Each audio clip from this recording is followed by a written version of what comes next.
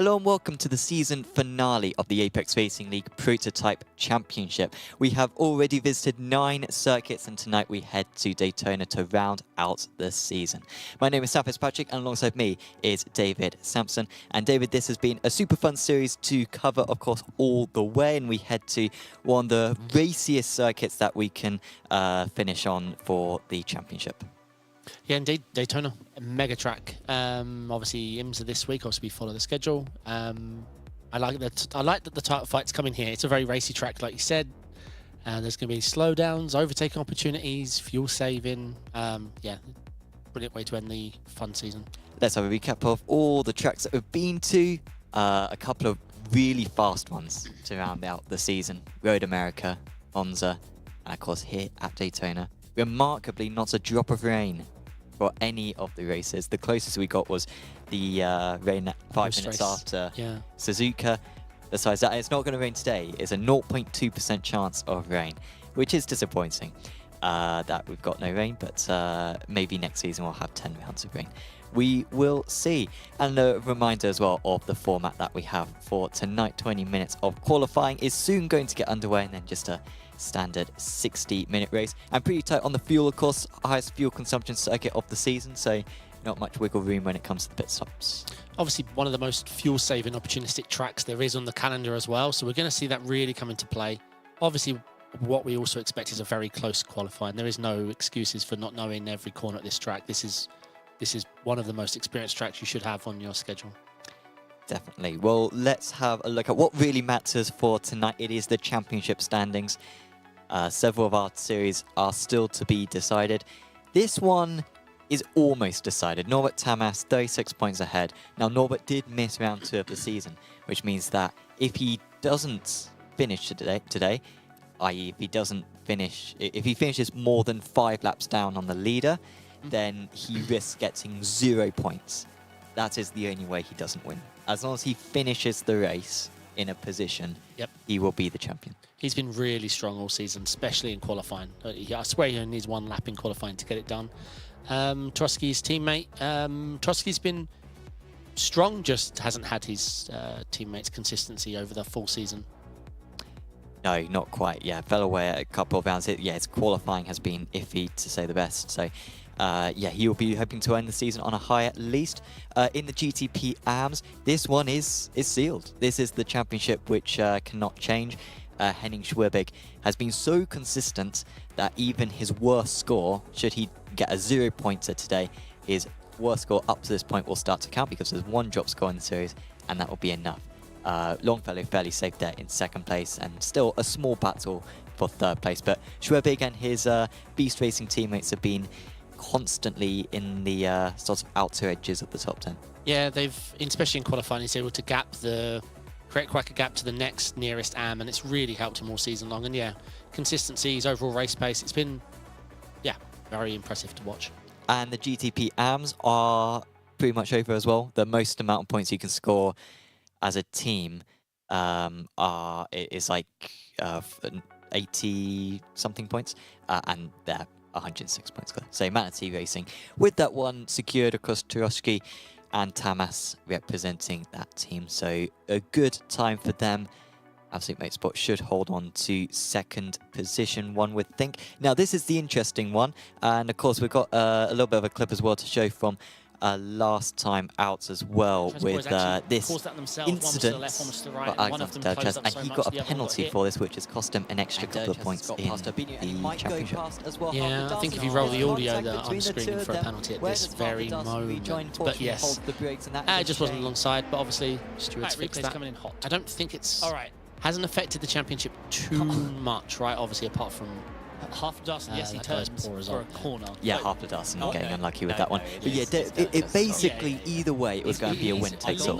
So Delachaz was going to be 5 points ahead in the championship, but now he's only 2 points ahead in the championship. However, the gap between 1st and 2nd is 6 points. So, like, it doesn't make that much of a difference. Like, if Bernier wins either way, with or without the penalty, he wins the championship. However, the small difference it does make is that if Herbinho wins, Bernier 2nd and Delachaz 3rd, Bernier would beat Delachaz. Right. So he just needs to beat him by 1 position. Yep. And be in those top 2. Like you say, winner takes all. Yeah, pretty much. Awesome. So that will be the easiest to follow and definitely the most interesting to watch. In the LMP2 AMS, this one is, I think, well, it's not totally sealed up, but basically, your assumes would need to win the overall race today in order to catch up to Clement Quer.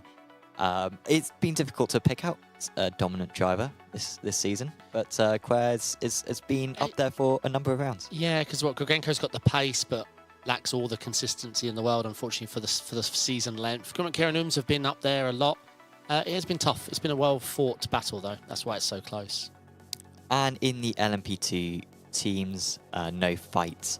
No. In this one, Delachaz, from the moment that they signed up, honestly, we knew that they were most likely going to win the title. So there they are, well clear of Olgentech and 3M. Now let's have a look at the track.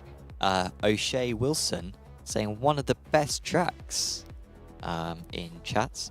There is a clip of me having a rant at Daytona 24. It's a YouTube short, and every January when Daytona 24 comes around, it gains another 1,000 views. I think it's on You're about infamous. 9. I'm infamous. It's got about 9,000 views now, and most of the comments are just insulting to me, saying that I'm an idiot because shockingly, I'm not a fan of this circuit.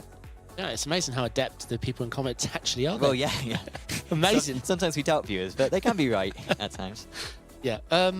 How I feel about the track is it's one of the best tracks there is, but when I talk for long distance racing, for sprint, Le Mans.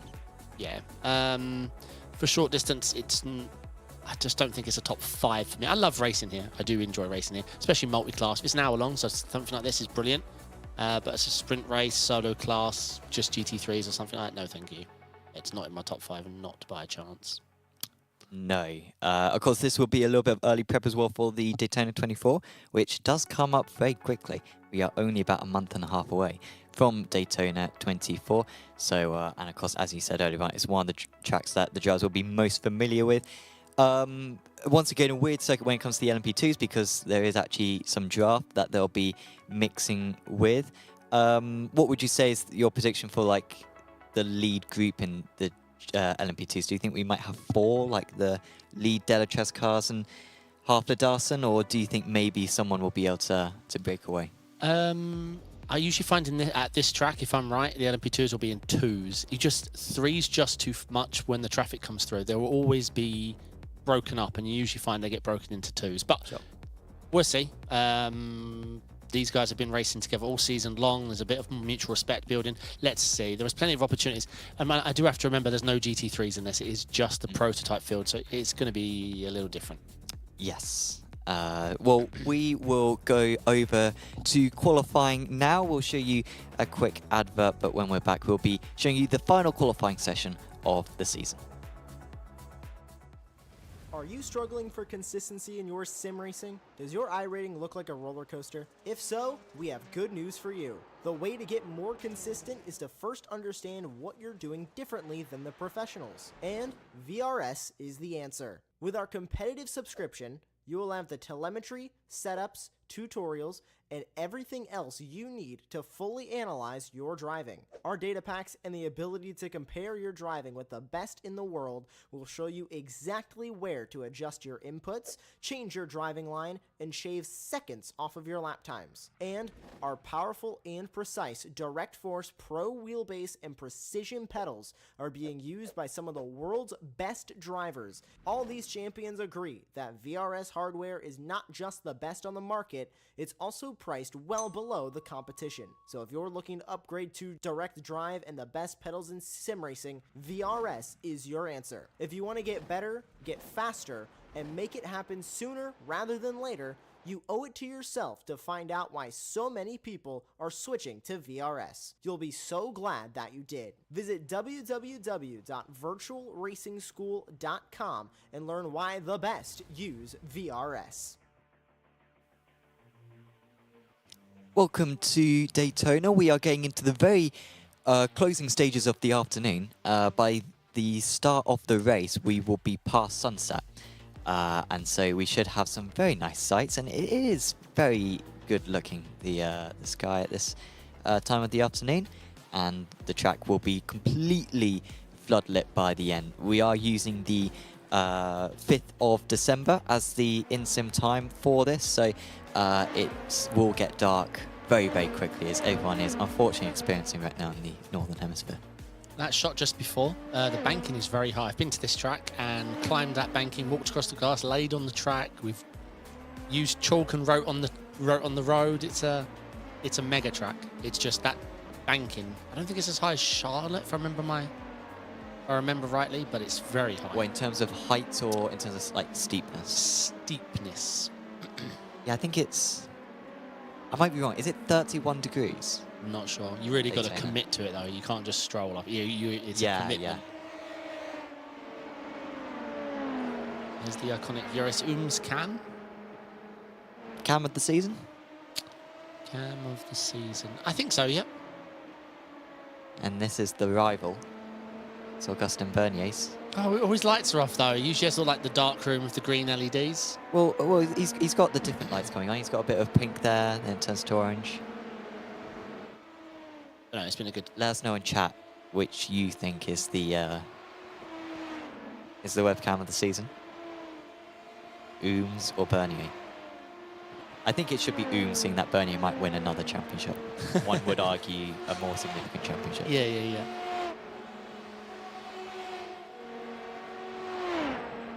So when was the last time you raced here, Sam? When was the last time I raced here? More than 5 years ago? It wasn't more than 5 years ago. I did do, I started Daytona 24 a couple of years ago here, and actually took pole as well. Excellent. I think at that point was my first pole in like 2 years. And then we were hit out 10 minutes into the race. Ugh. So that wasn't fun. But I've won Daytona 24 here. Of course you have. So Congratulations. third, fourth, fifth split? Third split, I think. I was 2019. here in a top split Daytona 24 with Yuri Castor, Gustavo, Tony Kanaan, Bruno DeCarmo, all these rapid guys. And I was so excited. And then it's time to get in the car and your position is mental high. And everyone behind me was catching me. It was disgusting. Plus I had a fuel number to hit. Yeah. But yeah, I learned a lot that day. Don't race with those drivers. No, I did it again the following year.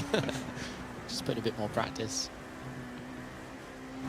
So through the bus stop, pretty strict on the off checks. Pretty much if you clip the grass, at least on the entry, then that's it's going to be a 1x. They have changed it now, this season. Oh really? Yeah, it's slightly more lenient. I haven't tested it myself. I've been too busy at Spa. But it is more lenient now. Bernier with the provisional fast time. This is just the LMP2s, which are out on circuit for now. We'll see the GTPs on track about 10 minutes into the session. But of course, the big question is how Delachaz and Bernier can do. And the first times, see Bernier ahead. And it has been very much the momentum going for Augustin Bernier recently. He has won 4 of the last 5 rounds of the season. And Delachaz was the winner of the other one. Yeah, Bernier has been hitting the officials a lot. I've been seeing him on track a lot. At 10k now. Yep. Whereas I haven't seen Delachaz in an official in ages. It's no longer 10k. I witnessed actually Bernier's drop from 10k. You mean you beat him? So I won the race, but let's not dwell on that. Oh God. But he did have a disconnect. I was ahead of him at the time though, after he 1x both of his quali laps. So I argue I would have beat him anyway, and therefore I should be 10k. I agree with most of what you said, apart from the 10k bit. Sure. Yeah, maybe it can be a bit like Conkers, and yeah, you beat someone and you take their. I haven't their played Conker. Conkers in. Did you hear about the controversy? I haven't. You didn't hear about it? Was like front page news for like 2 weeks. On what page? Go on, tell me. There's this guy forget about the championship battle. There was this guy who's been like taking part in the Conkers World Championship for like 70 years or something. Like this guy. The QW, the really CWC. Old. Like yeah, like he was around when like Conkers first became a thing, and he beats this other person, but there's footage of him with his Conker, and he like has like a pocket or something, and it's not quite clear, but there's the accusation that he took out like a metal Conker and then played with, so he played with that Conker, and then afterwards when they inspected the Conkers, he got out another Conker, but he was cleared of any wrongdoing. My God. But it was a big scandal, huge scandal. I remember as a kid there was loads of like, I'm gonna say urban legends, because we didn't have Google back then, of like pouring vinegar on them and putting them in the airing cupboard overnight. Like, okay, yeah. Lots of these. Yeah. I imagine that's probably against the rules. I think you got to grow a natural Conker, and that's it. From a seed. Yeah. Do check it out. There's lots of news articles on it. Just search Conker. I don't know how I missed it, honestly. I always read about the CWC and all their yearly events and everything. So it's Delachaz 1, 2, 3. Still Bernier at the top. Very close times, but it must be said. Yeah. And I mean, do you want to take pole? Yeah. You sure? Yeah, because it's multi-class, so yeah. Yeah, I mean, obviously there needs to be an element of trust. You can feel safe from P1, though. Sure, yeah. But, I mean, there's a real chance that this might be a championship which gets decided on the run to the line. For sure. 100%, It could be close, and of course Herbini is going to play a big part in this as well. And then I'd probably want to be P2 on the last lap. Even in the LMP2? It's been a while, but yeah, I think so. But there'll be bus stop shenanigans, even between teammates. So Fabio Gussetto currently pole sitter in the AMS. He's had a very good run of form in recent times, winning 2 of the past 3 races. He still finds himself down in 8th place in the championship. Pole sitter last time out was Clement Quer, championship leader. Only taken 2 poles out of 8 this season, but he's been very impressive in the races. Running on board with Tim Perry down to 9th position in qualifying. He'll be wanting to get up probably onto the 3rd row. So have you seen, especially GTPs, what they've been doing in T1 now by opening it up like to a disgusting amount? There was one driver who asked earlier on, are we allowed to go beyond the white line at turn 1? And I assume they were allowed to. Yeah. I mean, it's within the iRacing rules. Yep. It looks weird. I mean, you pretty much any car, you go beyond the white line. It's just how far beyond it you go. Well, some of the GT3, especially like the Porsche, you don't really you don't need to. You just take the shortest line and use the traction off the corner. But most of the others, yeah, you want to. I think you can go too wide for sure. You do not want to do the what I call the GTP line. They will just throw so much speed in and just, you know, steer the car very nice and slow. Yeah, gain quite a lot of time. That seems smooth from Tim Perry to the bus stop. Does indeed. What is this lap looking like for him? A couple of personal bests out of 4 sectors. So expect him to move up, but not with a seismic change. Maybe ahead of Williams, behind Sazonov. No, he's still behind Williams, just behind Williams by a couple hundredths. One more lap for these drivers to start. Oh, we didn't even know. Delatra's got it by two tenths. Yeah, sorry. Yep. So still very close from Bernier and Hambinio, but Bernier has abandoned his last lap. But he has got time to start one more. Oh, apologies, no, he's back in the pits. My bad. Delachaz is the one who's got time to start one more. So to Herbinio. And this will be the first race where the drivers do not tell each other when they're going on green. Yeah. Or they at least lie about it. Herbinio with an attempt at going faster. He was 400 slower on his previous lap, and then I think he ran out of fuel and went back. So Delachaz, he doesn't need to improve on this lap, but he is welcome to try to. Surprise from Half Dust, and they're back in 5th and 6/10 off. We've seen him split the Delatras guys almost every time, but just missing something today. Yep. Obviously, these cars set to be quite popular next season with the impending new time model on both these classes and only these classes of cars. Excited to see what that does to inject new life. If it's a good thing, of course. Looking at the stats, this will be Delatraz's second pole of the season.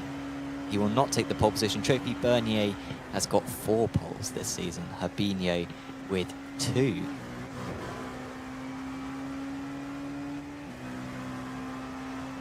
That's an impressive lap from Delatraz.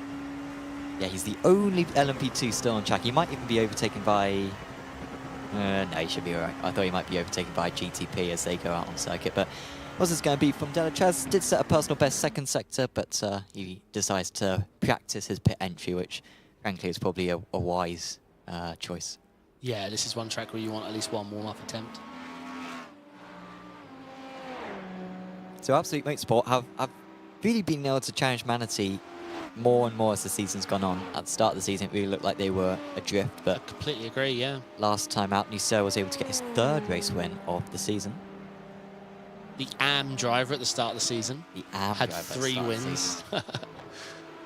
Mega competitive GTP field, this. Like, the Yes. it is a car which attracts quality drivers, and it's not quite the LMP1 days. I don't know if you remember, but back in the LMP1 days, you were either over 5k or sub 1.5k in the LMP1, and there was Sure. no difference. Here, it's But then again- overwhelmingly over 4k. Back then, 5k was 8. Yeah, 5k was, stacked.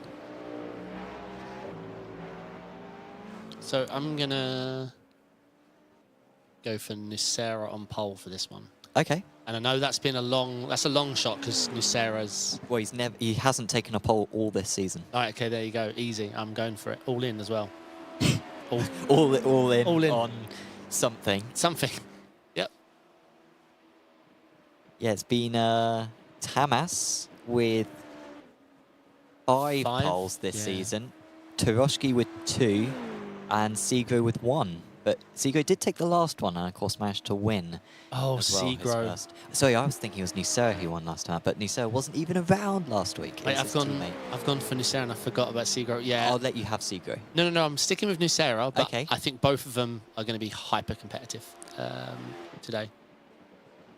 Well, Turoshki gets in a good lap straight away, which he has struggled to do a couple of times, particularly Suzuka. He really put himself in job on Road America as well, but he's been better at it at Monza and now this week. But for now, it's Nikolai Agard who's actually at the top of the standings. Yep, nice lap indeed. Segro now pole.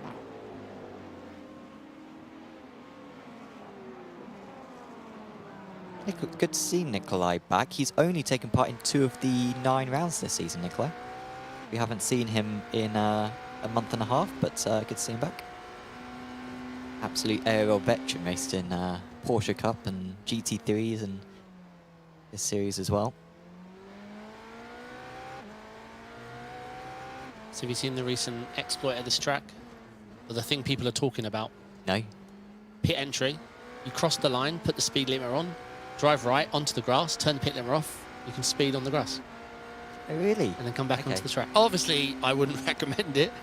You're going to get... So iRacing doesn't even consider that you've left I haven't the seen it pits? tested in a race server. Nobody's tested it in a race. Okay. Well, nobody I know. Well, you'd get DQ'd, like by iRacing. Well, no, I mean think- by like if I someone think- protested it, then yeah, you would you get. could even get the Spets hammer for that, I Yeah. think. Troshki goes faster. Segro did go fastest. And Tamas now even goes faster. It's a good lap. Very close to top 4. Oh, he ran out of fuel. What a mistake that is from Federico Crisafulli. It'll be a lap at least, but I mean, how good that would have been if he hadn't run out of fuel. Yikes. Right, I have cursed Nucera. To that, I apologise. Where on earth is he? Oh, is he not around today? No, he abandoned his is. first. He obviously went back to the pits. Obviously hurt the tyres or something.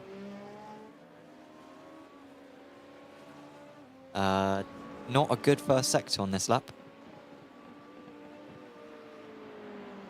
Very good, a phenomenal second sector. So he's all over the place, this Simone Nisera. But yeah, he's lost pretty much 2/10 in the first sector, and then he's gone half a tenth faster than anyone in the second sector. Third sector is all right, but nothing special. And I'm not just judging it by the colours, by the way, that you can see on screen. I am having a proper look at the individual sector times. Let's keep an eye on his bus stop.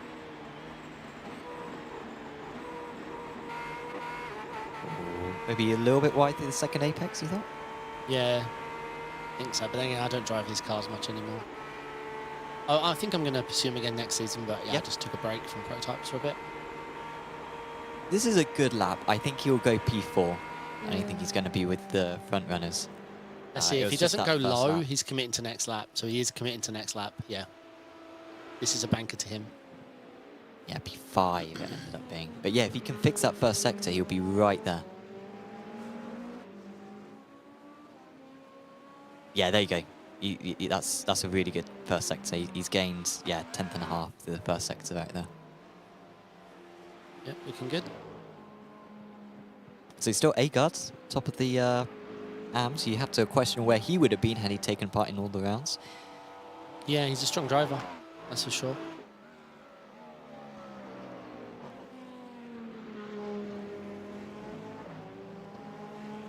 Nisera's second sector is good. 4-4-5, yeah, that's fine.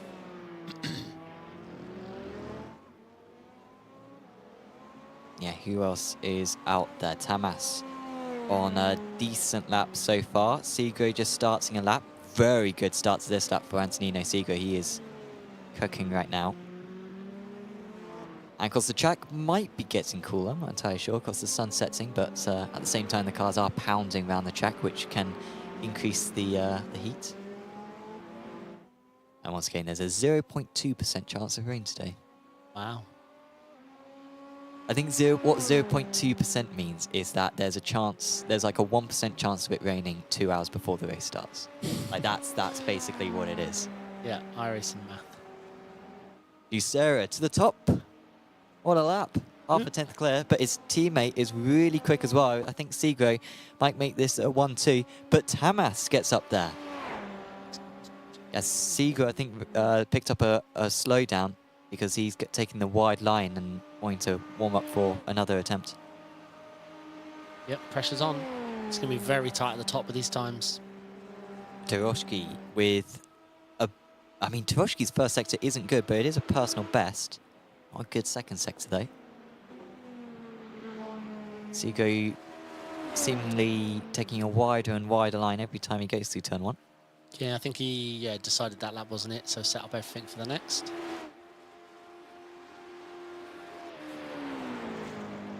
Anthony Benand for PS competition. Yeah, A-God very dominant in AMs at the moment. Ahead of Matt Baker, Soren Kroll and Anthony Bernard. Got 2 pros between them.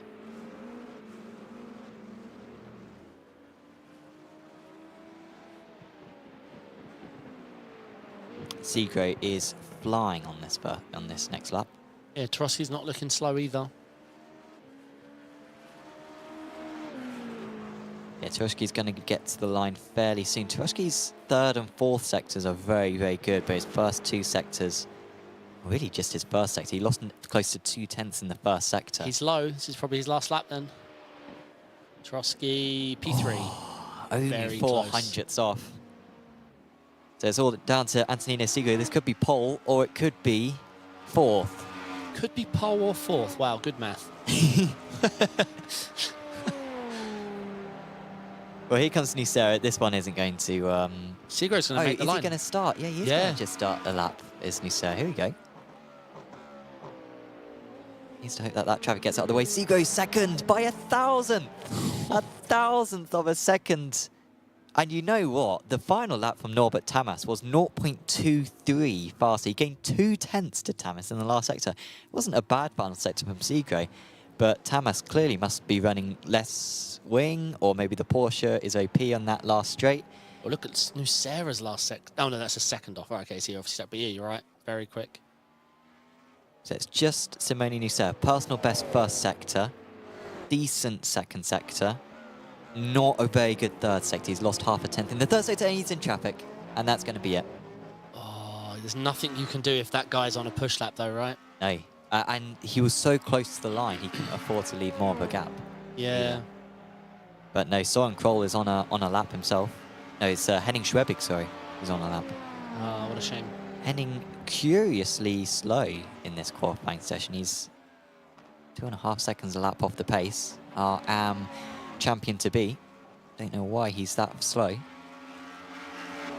I mean, there's no point in Nucera even. I don't know why Nucera is still going, honestly, unless he wants to do a practice pit entry.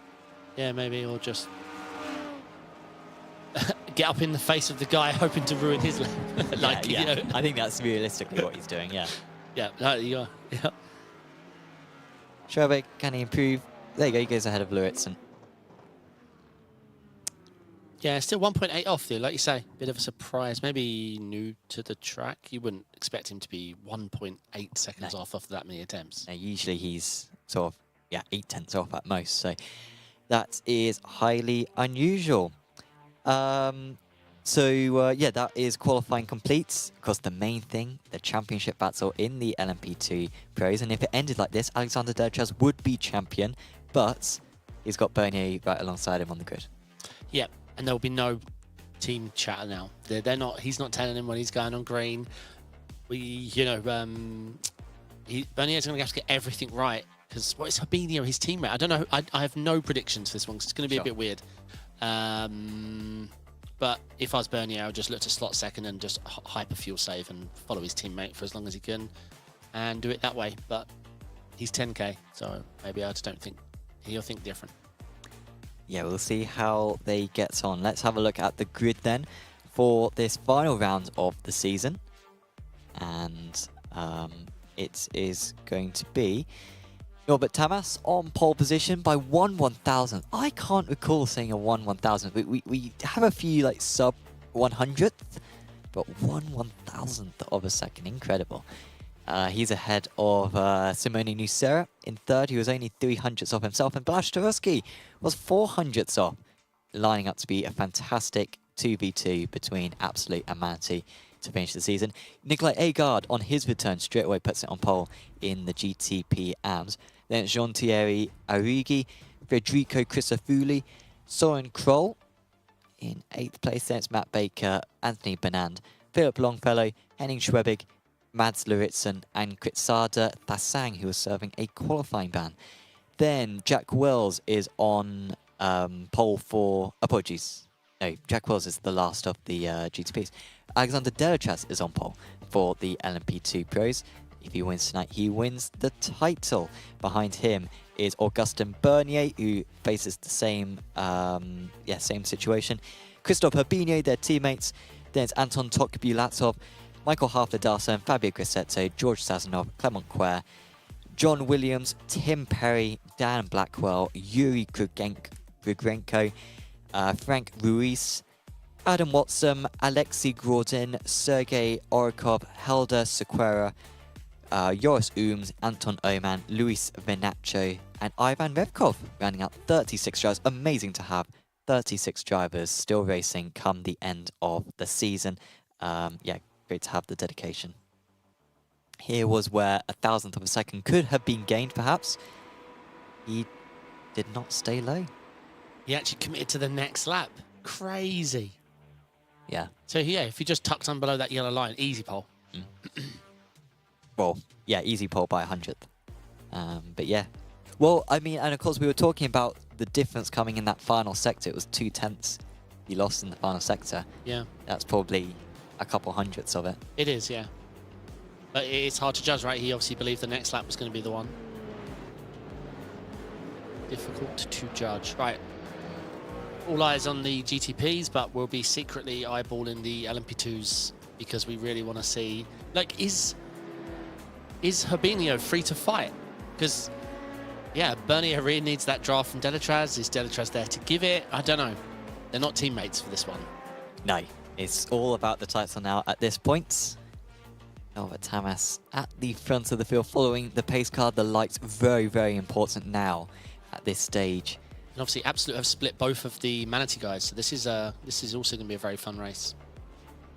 But Tarosky will know when to go, so let's see how wide these Absolute cars can make their shoulders together. Yes, Norbert Tamas now with control. He can go from this point onwards. He can go anywhere now before the start-finish line. Oh, and Agard has gone into the back of the P3 man. Tarosky leaves it right to the end, or Tamas leaves it right to the end. And I fear the damage that might now be on the back of Simone Nucera's car as they gingerly move into turn 1. Tarosky wasn't able to do anything, probably put off by Agard, who's got damage, and his good qualifying completely undone. At the front of the LMP2s, Delatraz still leading the way. Looks like Bernier's held off Herbinio, although Herbinio off camber and might lose the position to Anton Tokbilatov. He's going to keep it. He's got the line. That's all you need. Brake nice and late. Oh, well, okay. The guy was going to turn regardless. This is going to make it very awkward now for Herbinio to keep this position.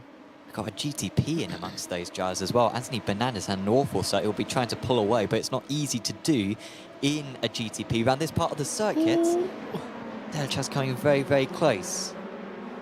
As, Herbinio, losing those positions to Tokbilatov, trying to hold on now against Half Ladas, and he is ahead of Half Ladas, and we've got a spin for Matt Baker. It's a weird place to be spun, isn't it? Must have had door-to-door contact. I fear what that rejoin was like. That was a very bad rejoin, right into the pack of the LMP2s, but hopefully no one's had a crash with him. Hopefully not. When we look at the replay of the start, I want to look at Tarosky. He was, like, I was worried he was going to know when to go, but he also left a weird gap. Like, he was not in line. And, yeah, you don't get to do that because you're also forcing other people to be much further back.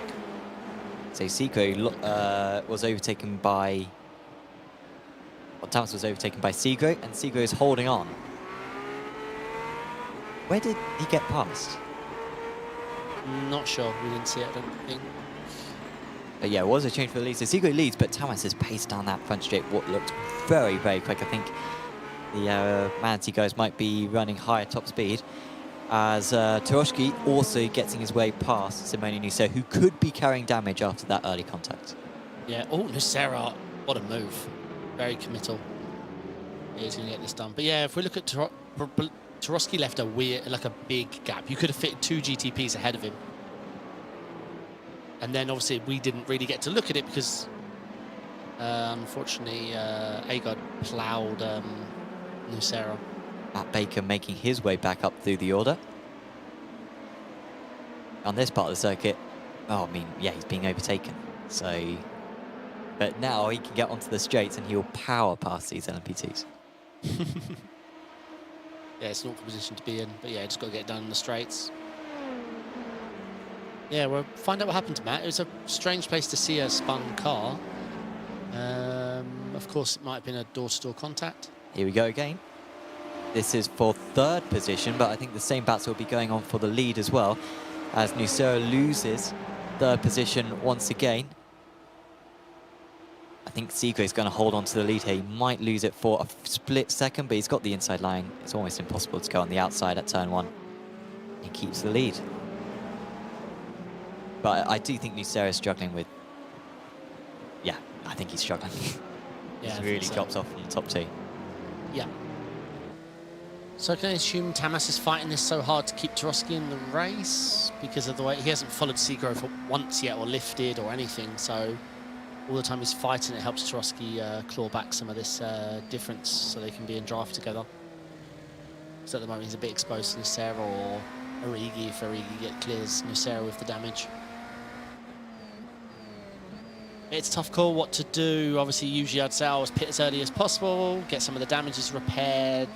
But it's an hour-long race. You're going to need some new boots. If you're taking tyres, it's reduced damage, and you're coming out with no draft. So yeah, it's just going to be a tough day.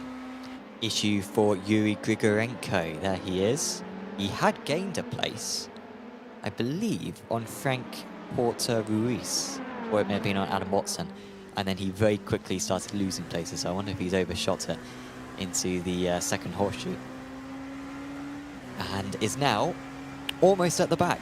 He has got Dan Blackwell behind him, but Blackwell's 7 seconds detached, and this is an awful circuit to be detached, because whilst everyone else is enjoying the drop to one another. Oh, half dozen's off somewhere and dropping. Very, very dropping, or he's towed. Yeah, half a dozen is... He's back. No. No. Yeah, no, he's back going again, very slowly, but he is going again. Must have been at the bus stop. Yeah, something serious happened for sure. It may have been with George Sazonov, because he's just lost a place to Adam Watson as Sazonov. Yeah, Sazanov's dropping. Dawson needs to get to the left. Oh, I assume it's serious. He does have a faster pair, so he'll be able to keep going, but be a long race for him from here. Well, lots of replays. And of course, Michael, very disappointed that there was no rain this season. I am curious as to how good Michael is in the rain. Sergio... Right, we've got loads of people dropping. Louise and Sergio are both dropping. Well, maybe they're just overtaken. I think Luis got overtaken by Omen, yeah. And he's back again. But Sergio Arekov definitely had a moment. I think he dropped to... Sergei dropped a couple of positions. Okay, Matt Baker's ahead of Habinio, but that makes sense. He's in a GTP.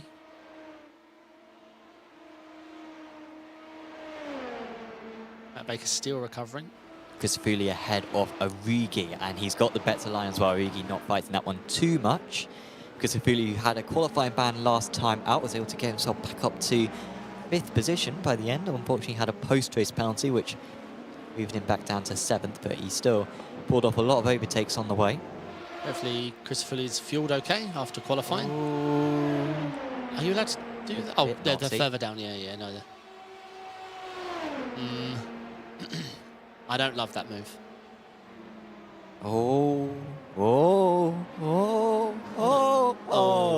yeah. Yeah, it depends how the steward's looking at, because on one reason it was a deliberate kill. On the second... No, that was... that wasn't deliberate. That was pure out of control driving, I think. Yeah, but the intent was... Or the out of control was big part of the intent. I'm sorry, it was. So yeah, on 1, the intent. On 2, it was a beep move. I hate that overtake down the low yellow line. So the drivers were notified before the race. Normal rules about the... Oh, I said about the white line. You can go below the run on... You can go below on the run to the line in qualifying, but you should stay above during the race. Yep. However, I did say white line, not yellow line, but hopefully that was clear enough for the drivers, seeing that I don't think there are any white lines here. The other time I don't mind it is the run to the finish. If you go into checkered, then it's because T1's not part of the equation, how I look at it. Sure. Well, that's the rule in NASCAR, is it? I think. I've no idea. They always debate that rule in NASCAR ever since the early 90s. Always. Yeah, what happened to that guy is what usually happens in an official. If you're going to do the low line, then yeah, you better avoid the tag.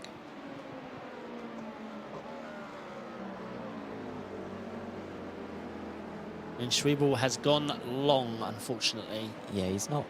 I mean, it's as though this is a different Henning Schwebig to what we've seen for the rest of the year. Yeah, obviously not his favourite track or loaded Monza dock, I'm not sure. Just doesn't seem happy out there at the moment. All right, so I run down Segro winning to Tarosky. Then there's a... Oh, no, wait. The gap is... Sorry, my stand-ins were scrolling bad. Tamas is leading with Segro behind 2/10. Yeah, we didn't see that move, I think, for the lead, but I mean, they're still together. Oh, Tarosky is off. No, he's all right. It was a momentary off, but it might be a slowdown. He's losing time, yeah. Yeah, it's a slowdown. Nucera will get clear nice and easily. And that puts Christofuli in draft, up 2 positions. Yeah. And connected again with Origi close behind. Henning Schweb ahead of Habinho. Wait, Henning Schweb, what is he doing down there? Yeah, I mean, yeah. As Tamas has gone deep at turn 1 and gives up the lead to Seagro again. For, yeah, just a very erratic race at the front of this GTP so far. Yep, indeed. Checking in with the LMP2 Pros, Bernier is just following 2 tenths behind. And you asked me how it was going to play out, and I said pairs of 2. And we have Delatrez and Bernier. Then nobody for what looks like 2.5 seconds. I need to split by cars. Hold on. I can't do this math in my head. My math isn't mathing. On the screen it says, to be fair, 2.4. Copy. Yeah, and they're in 2s as well. Habinho. Yeah, it does seem to be in 2s on LMP2. Yeah, Habinho very passive, it seems like, today. He's really not forcing the issue against Tokubilatov, but Tokubilatov's a quality driver as well, and he might just be wanting to get the draft. Christofuli with... Yeah, he's got some drafts ahead of him. That will save him from Origi behind. Yeah, he's... comeback is on, looking good. Up 2 positions in the draft and in the fight all the way up to P3, so looking good.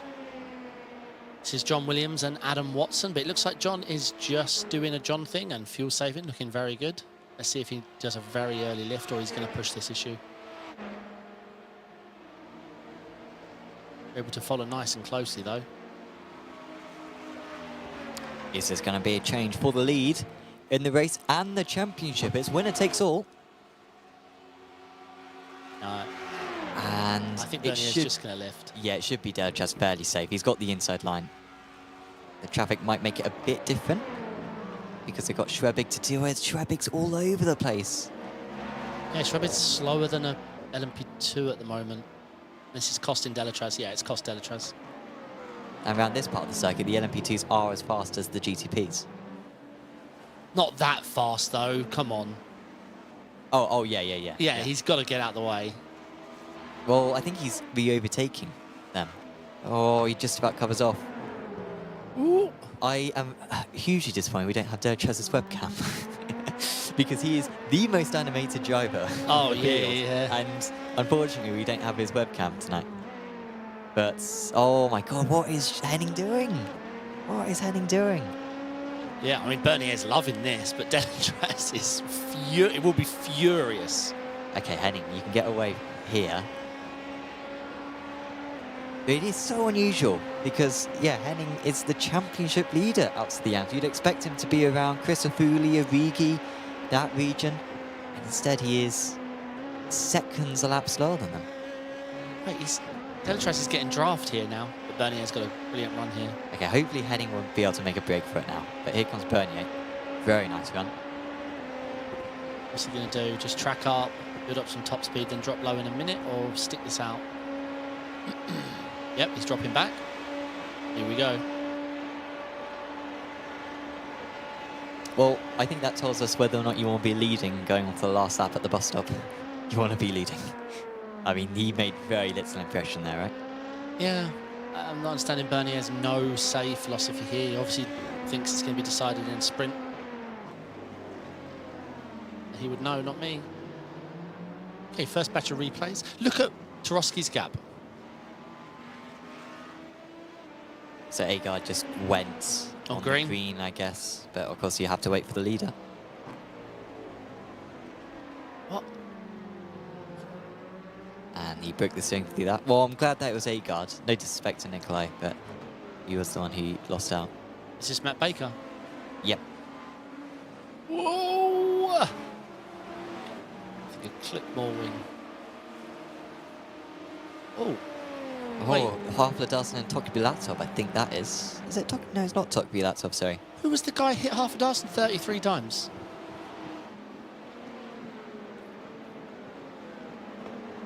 Yeah, and punt. Oh, well, you know what? Actually, no. I think it was. I think it was deliberate, as you said. Yeah, it was deliberate.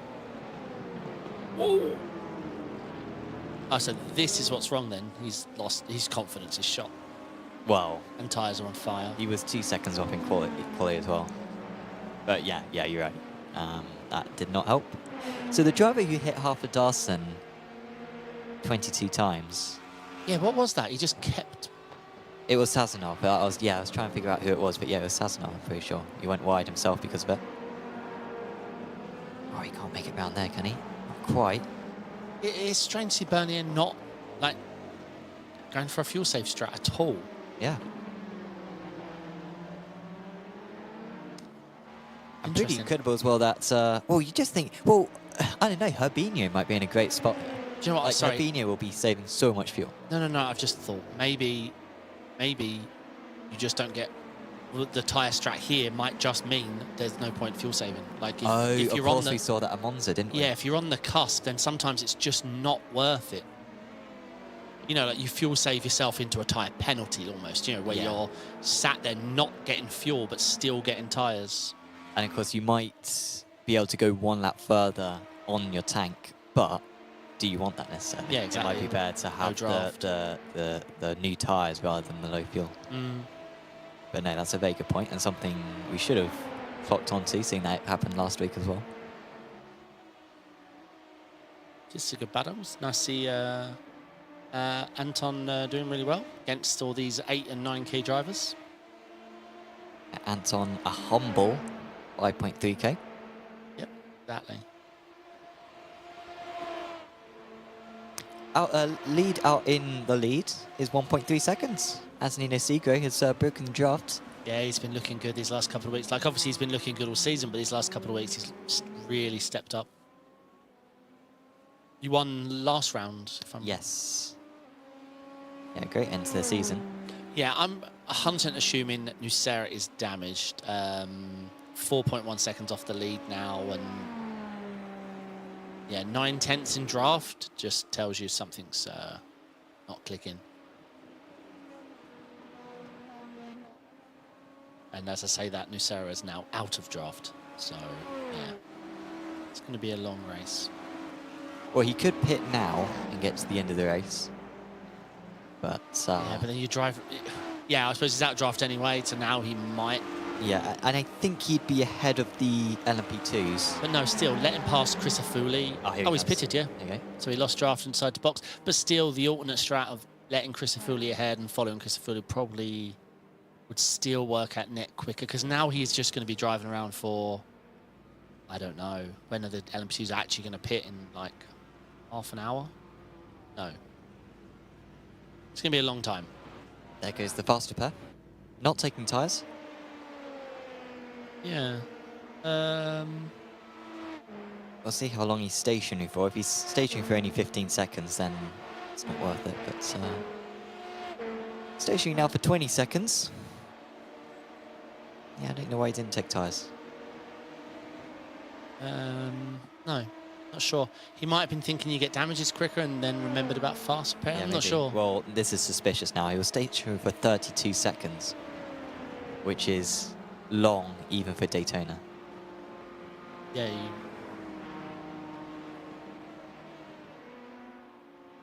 So he's going to be around the LMP2s. I mean, I thought you'd be clear of them, but I forgot how long the pit lane is. He would have definitely used the fast repair, so I don't know why A, no tyres, and B, the long stop. I'm not sure. Unless he didn't take tyres and then was like, oh, I should take tyres. And that's why it was 32 seconds. Maybe after 7 seconds, he was like, ah, I'm not sure. I should put tyres on this. That's an ambitious move. Oi. They both survived. Can confirm. Luis Vanacho, the Portuguese, driving against the driver from a very different climate, Ivan Revkov. 3/10 of a second between the pair of them. Jean-Thierry Arrighi, meanwhile, has just got past Federico Crisafulli. Someone Kroll in amongst those drivers as well. Yeah, it's very close. Bernier still following Delatraz closely, very closely. They have destroyed the... Oh, and Herbinho is ahead of Anton. But they're completely disconnected, them two. Yeah. Yeah, Crissetto's driving great, isn't he? He's caught right up with these guys.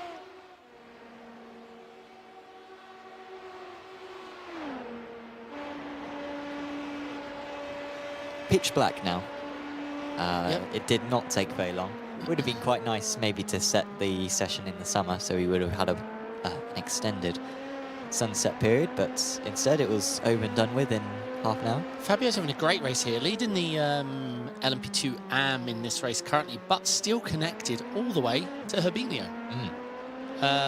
So he's stayed connected to as far as he can, but yes, Herbinio has completely dropped off and lost this. Okay, Simon Nucera is clawing through the LMP2s, just ahead of Clement Cray at the moment. Obviously, he's boxed very early, so we're not going to find out how he's doing until much later on in the race.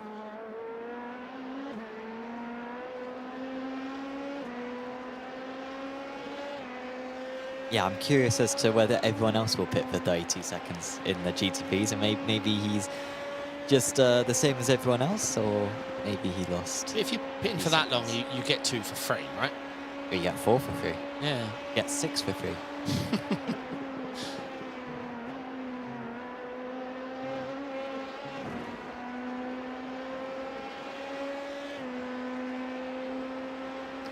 So still Crissetto half a second away as it stands. Shout out to one of our sponsors, Apex Racing Academy. Thanks to them for sponsoring this broadcast. And of course, the Black Friday sale is still going on at Apex Racing Academy. You can get 40% off a silver annual subscription by going to apexracingac.com and using the code ACBF2024. It's the best time of year to get yourself an ARA sub, and of course that will give you setups for all of the cars on the service, including Formula cars, prototypes, GTs, and even rallycross cars. Yes, indeed. I think we just lost Half-Larsen. I think he towed. Or something happened to Henning Schreiber. He's the guy who's been struggling, right? He's... So Schwebig's thrown in the tail.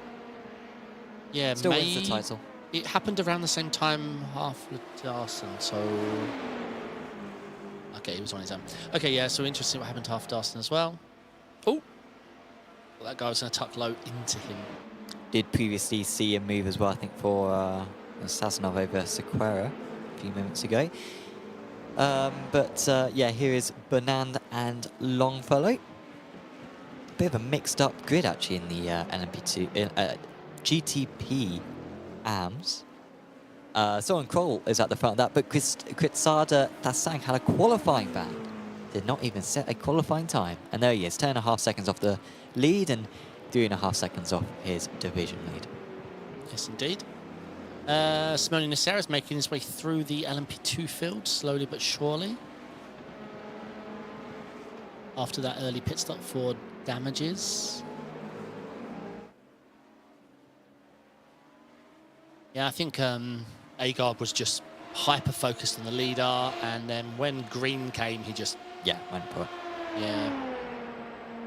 All been there.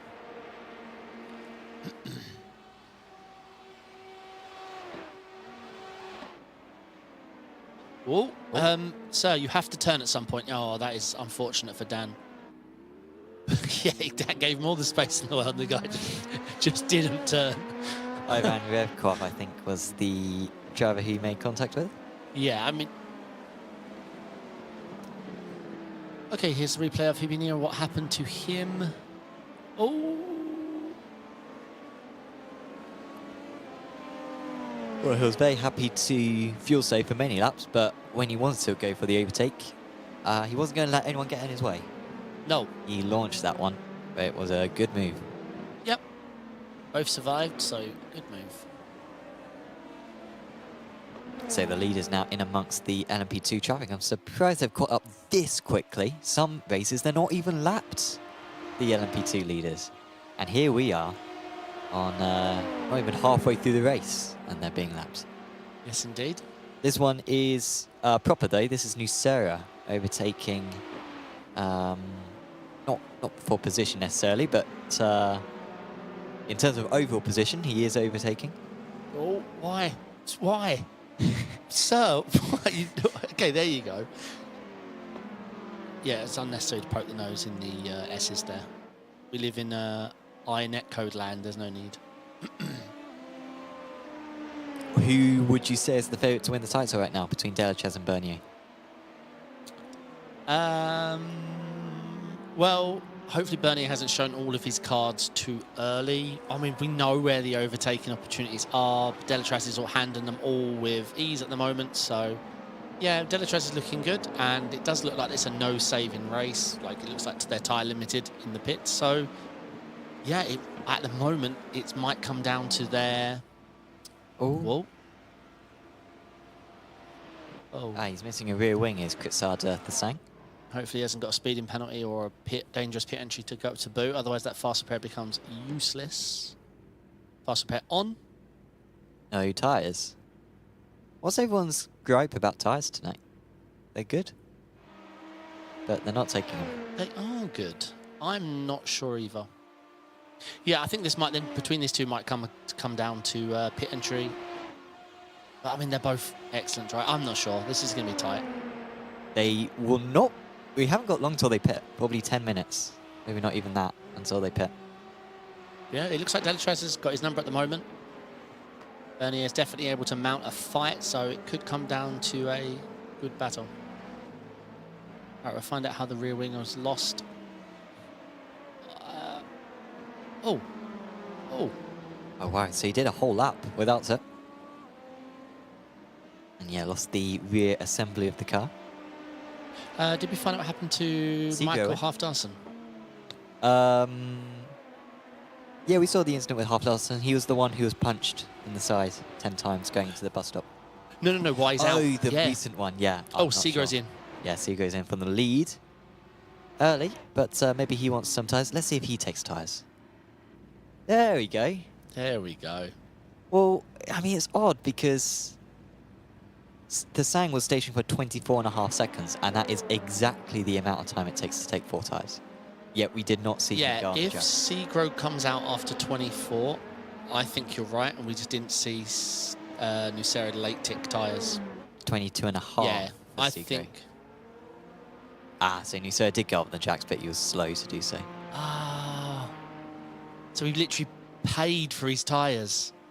I would never, like, I don't mind getting them free in all this new iRacing era, but I'd never pay for them. That's crazy because they're automatically ticked. So surely he must have gone at the start. What do you mean automatic? Well, when you load into the car at the start of the race, No, they're mate. automatically ticked. No, you sound like a 2K, mate. There's settings for that now in the app, and you can customize the whole pit service, everything. So I have it always. Everything's unticked permanently. Oh, really? Okay. When I'm in, when I pit, it's everything. Fast repair, windscreen tear off, tyres, fuel. Even the begin fueling button is unticked for me. Sure. I like a 0-tick system, thank you. Grossetto is also in from the lead of the LMP2 AMS. He's on the jacks. Poor Nucera is probably just focusing, making sure the fast repair's ticked. Fuel started going in, then he's ticked his tyres, and then, yeah, you have to wait for him. Yeah, lost probably 8 seconds because of that. Yeah. Grossetto, 25.5 second pit stop, quite slow.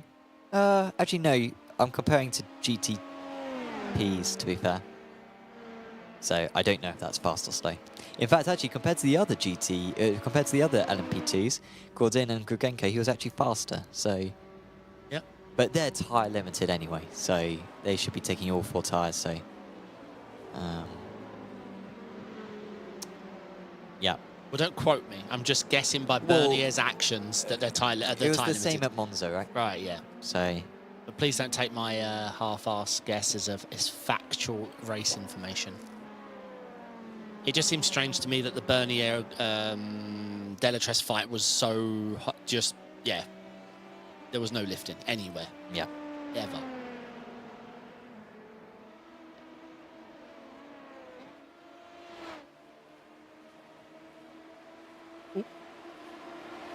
In this camera angle, it's hard. It is very difficult to judge the when they track down low. So Tamas has lost loads of time to Turoshki. Turoshki was Yeah. detached, wasn't he? And now he's caught up. So it wasn't all on that last lap. Yeah, so he lost 1.3 seconds on that last lap, did Tamas, to his teammate. So Yeah, maybe some traffic things. yeah, probably just traffic. They have been going through a lot of LMP2 traffic recently. They're clear on this lap at least. Maybe that's why Nucera came into the pits. He was coming up to the back of the LMP2s and he thought, not going to be part of that. What, Nucera, you talking about Segro? Segro, I was going to say, yeah, so Nucera... yeah, he had other issues. Yep.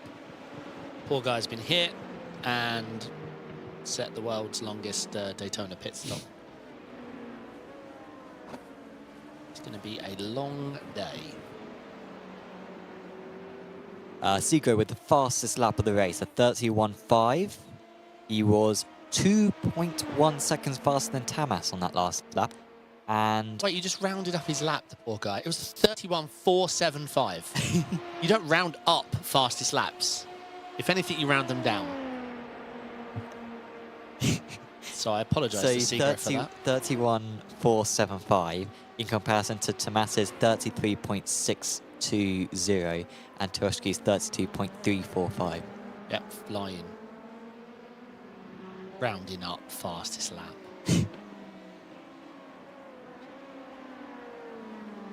Yep, Bernier's calmed down the charge for a bit.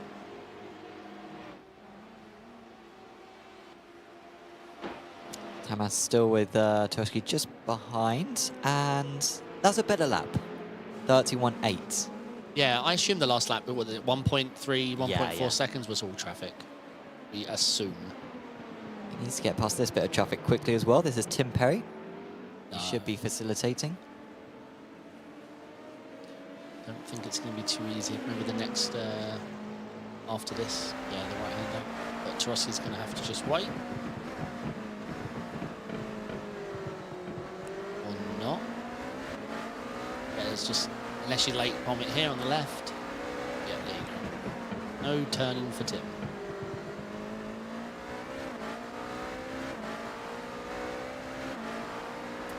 So I'm just trying to think if... So I think Segro may have nailed this because he's not going to have to go through much of this traffic. Partially because... Well, pretty much because all the LMP2s are going to pit before Segro comes across. He was pretty, it looked pretty like he was going to be unchanged anyway on pace. He was dropping Tamas, and Tamas has already lost that 1.3 seconds. Yeah, and Segro's got a good pit stop. I think this is Segro's to lose.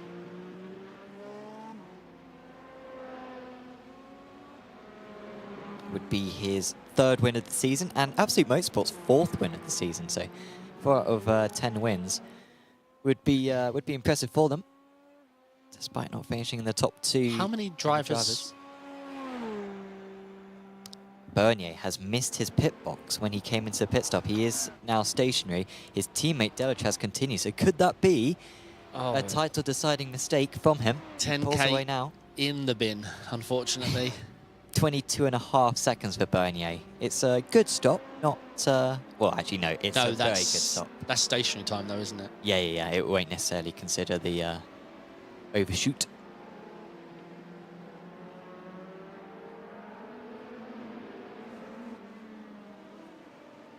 So, in terms of the total time in pit stop, it's not too bad. However, he is behind the 4.21. He needs to get past right now. Here he goes. Oh, contacts. Yeah. Well, Bernier doesn't react much. We'll be hoping that hasn't caused too much damage. Yeah, I mean, the guy didn't need to let Bernier through, right? Bernier, or has he already pitted? I'm just checking, sorry. No, Who he was hasn't that? pitted. Revkov. Yeah, so Revkov was no needing to give that, but I think Bernier just wanted to make his point. I think he can barge all he wants. Delachaz, apart from some iffy fuel count numbers over the season, his pit stops look pretty good.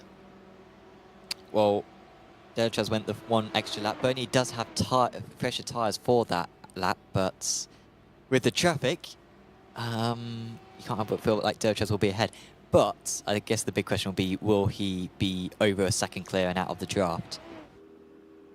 I reckon so. His teammate Herbinho also in. Adam Watson continued, so too did Anton Tokbulatov and Clement Quer. Yeah, I think Delachaz has Oh, yeah, he's got this. Yeah, I think he'll even be draft clear. Got the long pit lane to deal with. Yeah. Delachaz with a draft from the GTP might gain him 100th. Yeah, I'm predicting no draft. Here they come. But Oh, he's going to be in drafts. wait, he might even be ahead. Is he going to be ahead? Here he goes. He is ahead. Augustin Bernier marginally clear. His But- eyes wide open, but Delachaz is coming back. Wait, he missed his box. No. Wait, hold on. I'm analysing this. Delachaz alongside. This is for the championship lead. It's a winner-takes-all situation between these two, and I think Delachaz might have the upper hand here. He's got the inside for this corner. Will turn into the outside for the next, but he might just be able to get clear. They both squirrel on exit, and for now, Augustin Bernier is the driver ahead of his teammates. And now he just needs to hold on for the next 25 minutes, and he will be champion. I'm not sure where it came from. If he missed his box, pit stops were... He gained 3/10 in the pit box. Yeah, but you lose way more than 3/10 if you miss your box. Wonder if we get a replay of him missing his box. Maybe it wasn't. Maybe the image that we've painted in our minds isn't as bad as what it was in reality. Yeah, Bernie looks set at the moment.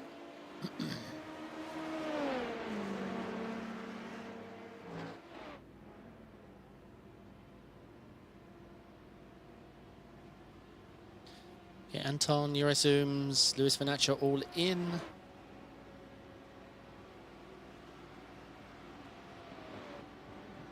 Tok Bilatov with a slow stop. 27.5. That's 5 seconds slower. Yeah, And maybe what a he'd be lap hoping for. extra fuel, I'm not sure.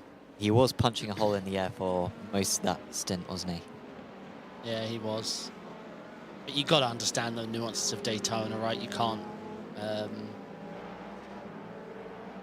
it's so easy to say fuel here and maintain pace. Is he going to lose out to Grissetto? Oh! Oh. When can you cross the white line? Because that was tight, wasn't it? It goes a bit dotted at the end, though, right? Yeah. I think is it just beyond the? I've never tested it, the sharpness he has. I'm not sure I liked. I don't know. It is a bit of a block, isn't it? Like, it is a block. Yeah. Yeah. I think so. It didn't look too pretty, that's for sure.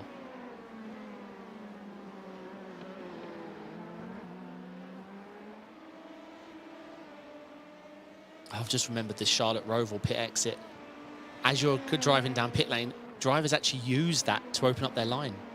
If you think about it, the right-hander, the swooping right-hander. So you can be driving out of pits and be smashed into Oh, sure, yeah. No, by a yeah, driver who's blindsided because the wall covering you.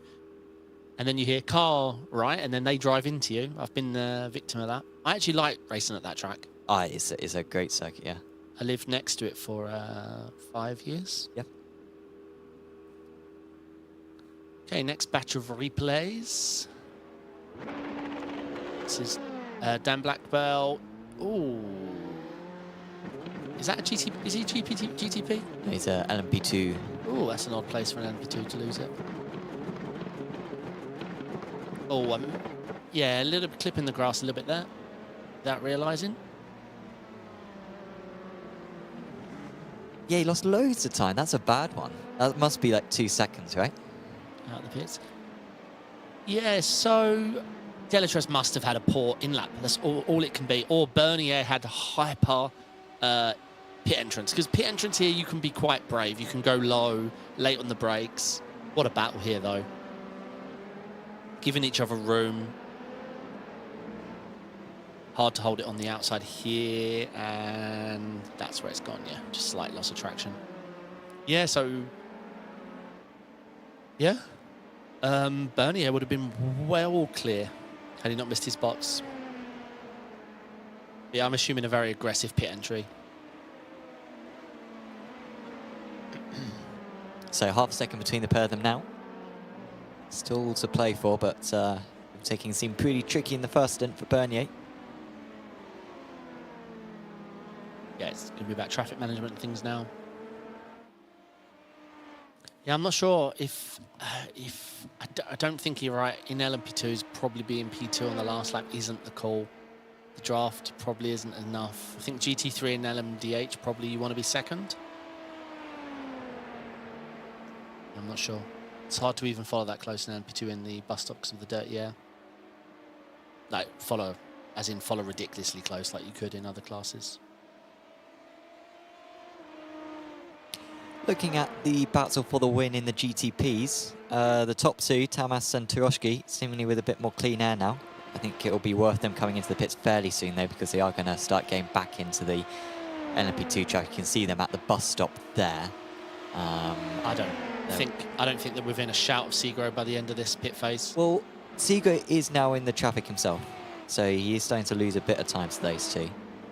But yeah, you're right in terms of I think Segro is the favourite right now.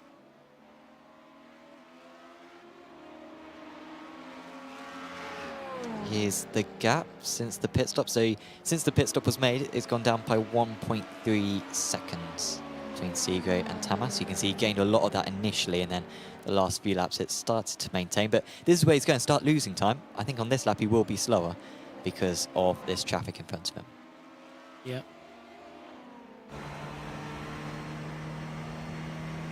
What is it, lappers? No. So this is a GTP and ads. Oh, sorry, this is, yeah. Oh, yeah, so yeah, this is Mads per position. Yeah. It's So awkward. Tamas did a 31.9. Segro 32.0. He lost. Oh. Yeah, I mean, Segro can be. Oh. This is not worth it. This is not worth it. Okay, legend. Made it worth it. What a beastly move. Yeah. Yeah, a little frustration coming through. The two leaders, though, Tamas and Turoshki, just lost 2 seconds in the first sector. Oof. So any tenths of a second that maybe Segro just lost, it pales into insignificance when it comes to what just happened to Tamas and Turoshki. We're not quite sure what it was, but it could have been traffic. It was just traffic, apparently, which is incredible that they lost. Genuinely, Tamas lost 2.1 seconds, Turoshki lost 1.5 seconds. Yeah, maybe there was a mistake from LMP2 ahead or something. Had to just take a void. And actually, it's a lot of time to lose on prototype, yeah. Crawl into the pits from the lead of the GTP AMS. Great drive from him so far. Indeed, yeah. Not sure if he's actually won a race this season as a Kroll. Feels like he should have done. He has not. He's got a fastest lap, but no poles and no wins. I think he's going to change that today. And that would put him, most likely, up into 3rd place in the championship. Yeah, that's brilliant stuff. Keep an eye on these pit stop times. The target in 20. 22 would be very good. Yes, Soren Kroll over 22. Went 8. Ansel Eriksson is in. Bernier is slow. He loses the lead. Is he serving a slowdown? Where? Or he went off at turn 1. He seemed quite wide as well at the hairpin, staying very calm and collected as he always does. But yeah, I'm not sure where a slowdown is from where he is on track. But yeah, I was thinking maybe he picked up something at the bus stop and then had to like slow massively at the start of this lap. But I think that would have been too late. So yeah, it was probably a mistake at T1. Just heard someone's engine blow. Did you hear that? Thought I heard something. Don't see any smoke in the pit lane. So leaders in, and if they had any hope, it was vanished when they had that awful first sector, and they will be away behind Segro. Oh no! I know what happened to Bernier. God, took him 3 months and a day to serve the slowdown. Oh, so it was the slowdown. There you go. Yeah. Yeah, we'll get a replay. But sorry, I'm sneak peeking. But yeah, he, as far as I can tell, has served the slowdown really poorly. So Tamas and Turoshki coming out of the pits. They are miles behind. Yeah. I mean, Nisera's not going to be a million miles back, right? No, actually, Nisera is a million miles back. He is a million miles back, unfortunately. He's had a good race, but yeah, I mean, he just bottled the pit. Yeah. Wait, I mean, what is this gap? 6 seconds. I think Crisafulli and Origi are going to slot in quite nicely. No, Origi's already pitted, right? Sorry. Yeah, Origi's well, so it's all 7 about seconds behind. eyes on Crisafulli. No, it's... Yeah, they'll be fine against Crisafulli because Crisafulli was behind them before the pit stop, right? And their pit stop was good. True. Man, 6.5 seconds. Different class. Okay, replays. So this is Tamas running very... Will he come back wide? And... yeah, then he's compromised himself with the LMP2. Yeah, so... Whoa! Oh, did he overshoot this one? No. No, it's... This is Bernier absolutely... Oh, the block. And then, yeah, just took ages to serve it. Yeah, he really did, because he was definitely serving it after one. Yeah. And that's just... I mean, that's dumb as strawberries. You cannot keep...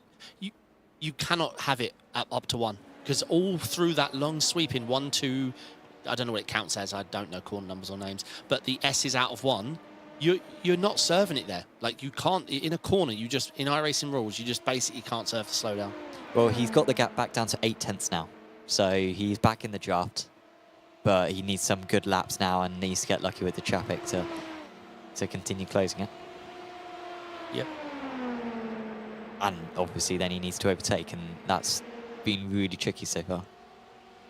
Yeah, I think the key for serving it at Daytona is to just take the very high line and just make sure you... Oh. Nicely done, but he's... Oh, okay. I thought Clement was actually going to tag him there, but he was drifting out quite aggressively. Oh, well, there was contact there.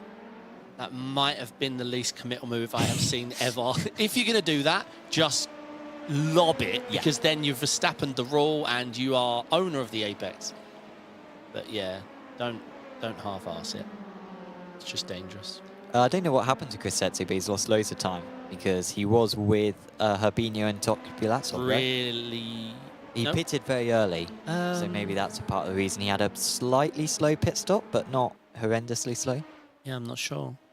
But yeah, I feel like Quer was like way behind earlier, but...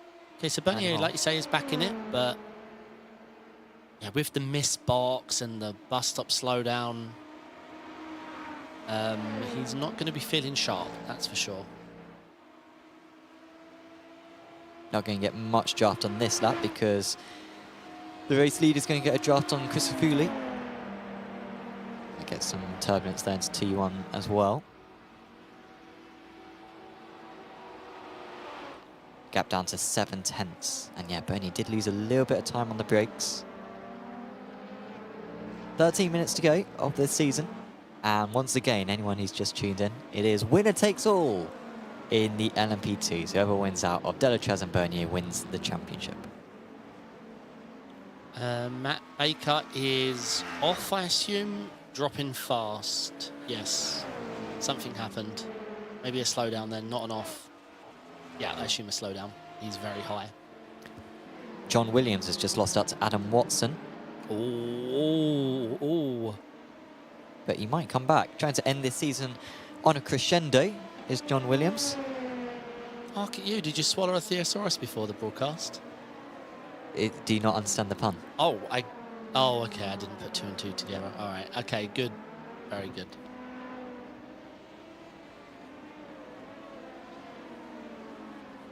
No, it went over my head initially because I was impressed with your... Had I said he's trying to end the season on a high note, would that have worked better? Probably, yeah.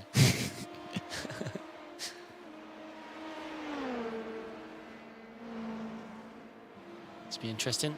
Two very strong drivers, John Williams and Adam Watson. Yeah, I'm not sure if Watson's going to be able to orchestrate this pass right now. I have to wait a moment. Aye, mate. I was waiting. Yeah, it took you a moment. Enough now. Trust me, I don't know any other terms when it comes to classical music. Yeah. Oh, Soren Kroll and Origi must be close. There must be some battle going on because... Oi. Oh, no. Yeah, that was... No. Oh, an LMP2 leader. And there goes. Yeah, there goes So Bernier has lost it, and Delatraz may have just won the title right there, and it was a bit of luck. A bit of luck. And Augustin Bernier is now seconds behind. That was 6 seconds behind. I mean, all that GTP-ness was it was all very poor, unfortunately. It was all half sends, half blocking. Yeah. Love or hate Verstappen, he never half-asses it. You are getting full car. Yeah. If I'm going to be poking, I'll just release the brake. And then, yeah, it's on you if you are near me when I am flying towards the apex. I was yeah, not even looking at the screen when that all kicked off. Yeah, we'll get a replay of it. It was all, yeah, it was all... Christopher's crashed. That is not much left of that car. No, that is a shame. And the poor Mag driver is having a cursed season. Adam Watson, John Williams. Oh. Adam was through. Well, Adam was turning. Like he was turning. Yeah, Adam overshot it, and then Williams went even further. Is it the case, I don't know if you know this, that if one driver slides in front, does that reduce the grip for the driver behind? Does it heat up the track so that No. there's less grip? No, I've you're heard giving that iRacing before. way too much credit there. No. As far as I've never known of heat being put down on the track. I feel it's more just a grip variable for me. The amount of grip on X portion of track. I don't know about heat. But I like the idea, like F1 drivers doing burnouts on their spot. Sure, yeah. Well, For- that's to put some rubber down, isn't it? Yeah. Or the worst in football, now we've got, you know, all the televised footage to go back through. Drivers destroying the penalty spot when the opposing team's about to take a penalty. Sure, yeah. Awful. Happened a lot more than we realised.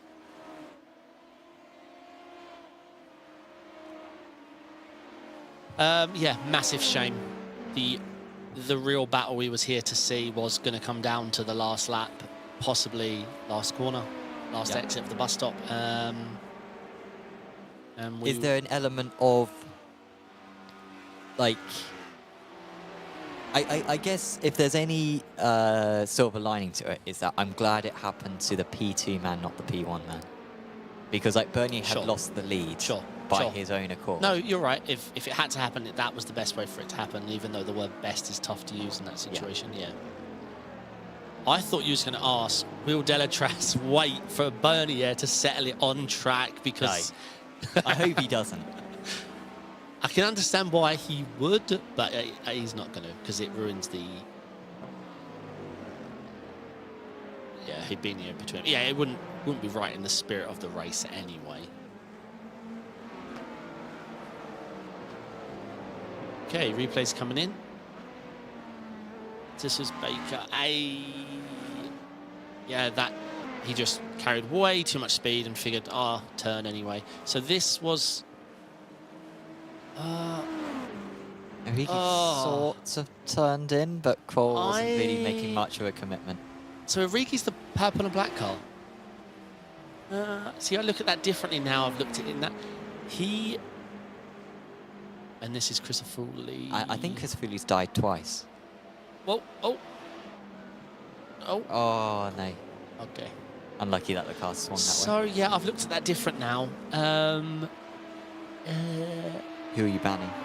No, who's the black and purple car? Sorry, I keep forgetting. Origi. Origi just didn't want to fight the LMP2 for some reason. Like, he should have gone... He half-assed it so much, it caused the car behind to half-ass forwards. Yeah, so... I don't know. I'm not a steward and I don't have all the replay tools, but yeah,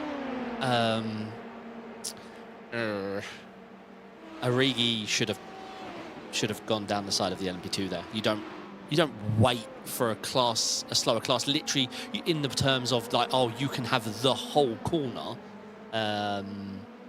Yeah. Does Origi have a teammate out there? There is an LMP2 of his. Would it be his teammate? I think there's another PS competition LMP2. Well, if that was a PS competition LMP2, then yes, slam dunk, Origi 100% to blame. Sure. Because it's just Dumbo driving. But yeah, I don't know.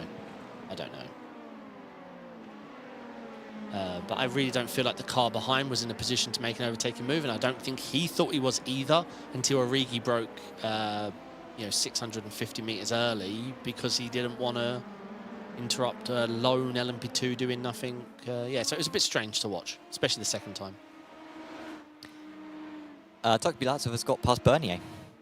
So you wonder if Bernier's got some damage after earlier on and is limping home. Shame. A second place in the championship. Should still beat Habinho in the championship. But not the result that he was looking for just a few minutes ago.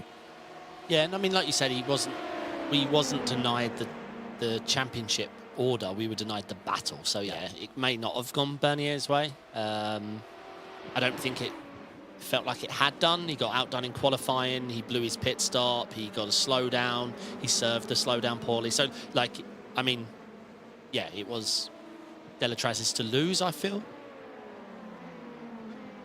But still, we were really denied a battle, because Bernier, is a brilliant driver. And he avoided the craziness. Like, let's give him a shout out. He did not touch a GTP. He managed to completely avoid it. He did it sensibly. It must have been tempting to just try and throttle through it and pray it all goes right and he's still in championship contention, but yeah. Another shout out to another one of our sponsors, VRS. Once again, thanks to them for supporting this series, this season, VRS. And of course, their summer sale is going on. It's basically a Black Friday sale. Lots of discounts, particularly on bundles when it comes to their wheelbase, wheel rim. And of course, do make sure to check out VRS.racing, because over there you can order your new VRS wheel rim and wheelbase as well. So yeah, you can pre-order those products. They will be delivered to you in the near future. They are now available for the first time on the VRS.racing website. So do check out those products. Yeah, nice upgrade on what they had before. What's the wheelbase name? Is it the V2? You call it the V2? The something 15. Right, okay. DFP, Direct Force Pro 15. The other one is Direct Force Pro 20 because of the Newton meter. And then the other one is the UF something, UFP, because it is upgradable when it comes to the Newton meter levels. Check out the VRS.racing website for more details. Because Avuli's crashed again. I think that's the third time he's died. Remarkable. Yeah. Well, yeah. Once you get your confidence shot at this track, it's horrible. It really is. It's you're living on the edge at Daytona. When you're in the zone, yeah, everything seems to go right here. But I've been on the other end of this when things aren't going well, and it can be a brutal track. I think we know what happened to Michael Harford-Darson earlier on. He just wanted to be able to put a Butzi in chat one last time for 2024. Yeah, we'll see you next year, no doubt. Yep. In the new tyre model. And I will be handling the weather settings. I think that we agree. I don't agree that way. Because it will be completely manipulated. Eventually it will balance out. No, I'm going to completely, like in... It'll rain in Pro Q. We'll get ready for people to quit halfway through the season. And Q, it'll be dry. So that's going to always make it interesting. And you can always expect the last 8 to 10 minutes of the race, heavy rain. Every time. Oh, yeah. Yeah. Every race. And no race will be at night. Yeah. No, I mean, I can sign up to that one. Okay. And yeah, it's going to be complete manipulation of weather settings. I want to make it drizzle around the time of pit stop so people are half-arse guessing, but then it'll just go back to dry. And the people that did switch to wets are completely done for. Sure. Stuff like that. Yeah, yeah. Just for my own amusement. Oi. Oh.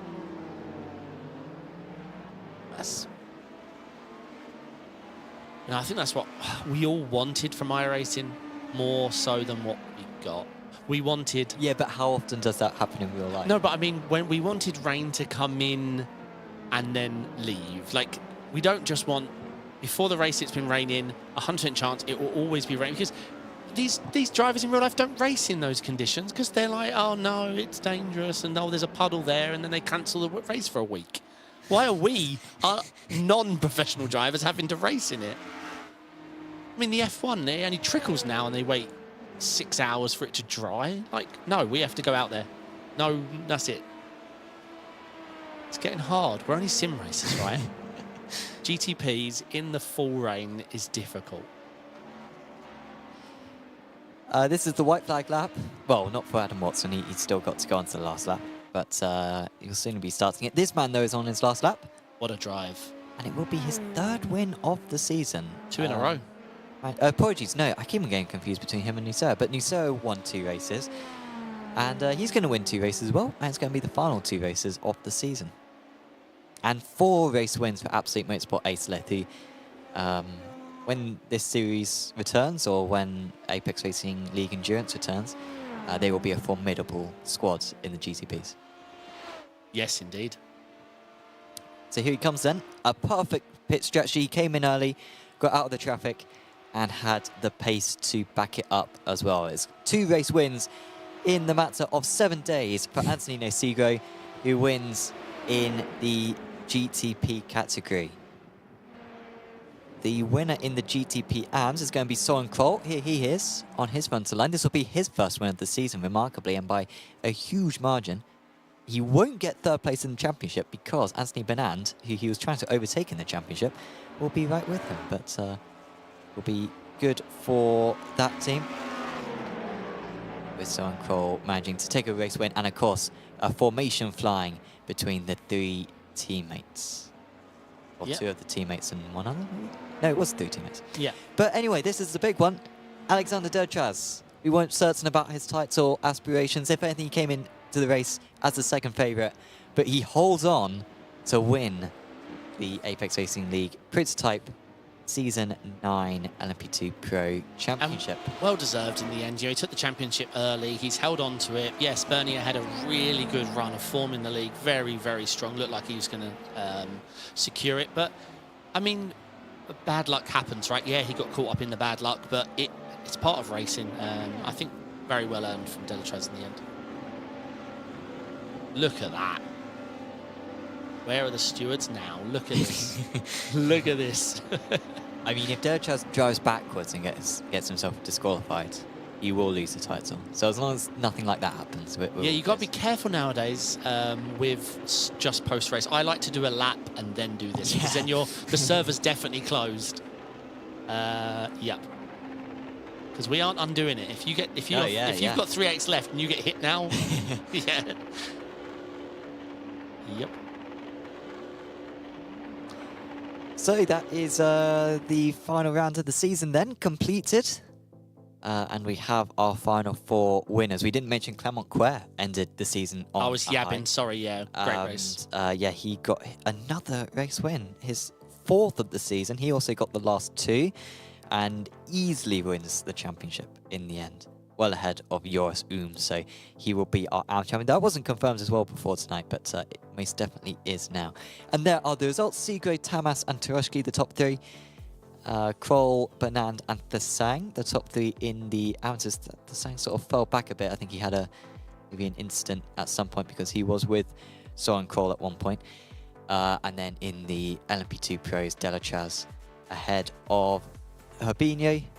In the end, it wasn't a Derchaz 1-2-3 for the 3rd time in a row. It was Dudarev Motorsport, Anton Tokubilatov, who managed to get ahead of Bernier, who may have been carrying damage or maybe was just upset, understandably, in the closing stages. Quer and Grossetti and Grigorenko, the podium in the LMP2 AMS. Apologies, it was... Oh no, yeah, it was Grigorenko, my bad. Let's have a chat with 1 or 2 drivers. We will first have a chat with Henning Schwebig, because after all, he is our champion for this season in the GTP AM category. Congratulations, Henning. Not the end of the season that you were hoping for, I guess, but still, when you look back, you'll be delighted with your set of results, I'm sure. Yes, over the course of the season, I think it was good. Felt good.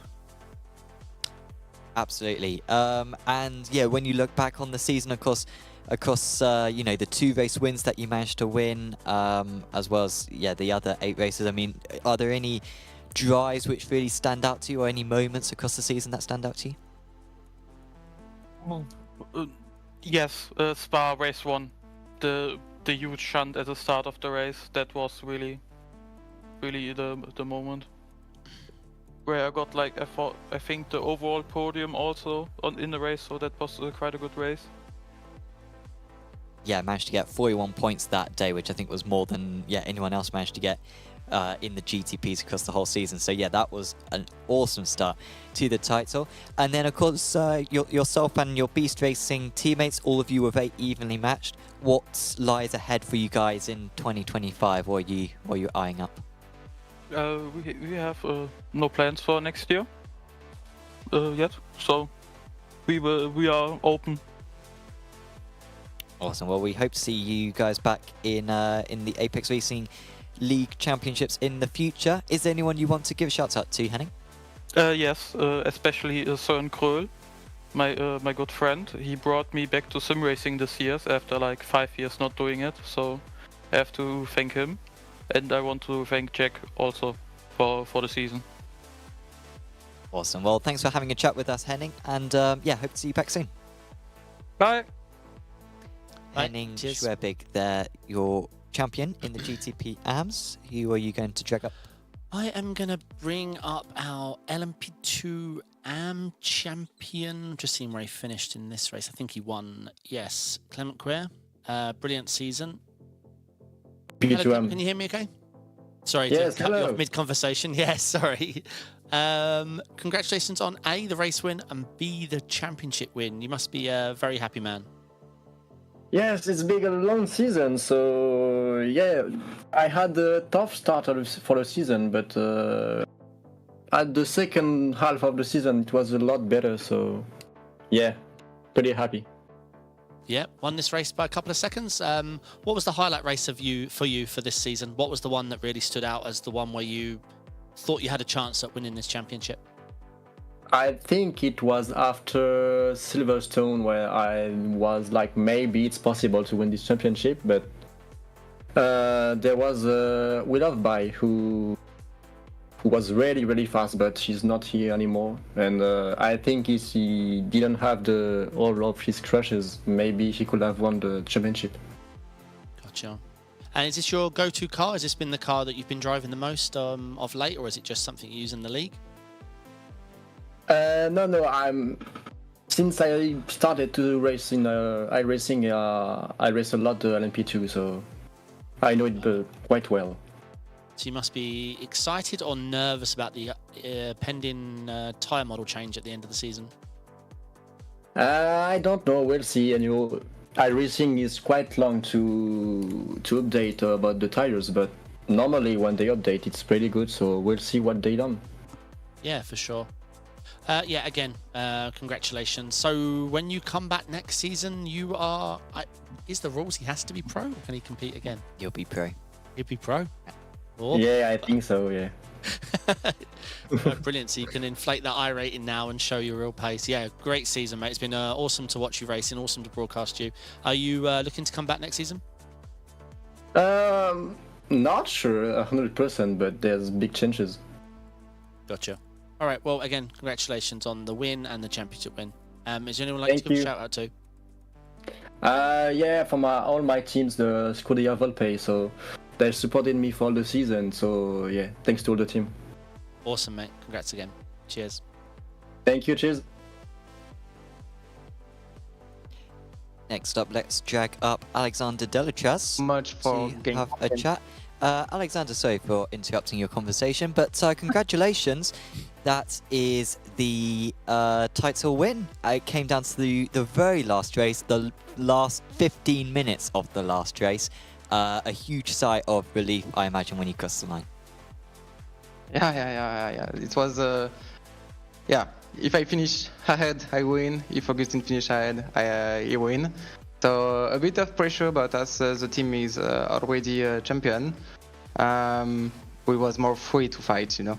So yes, I'm just a bit sad when the two GTP crash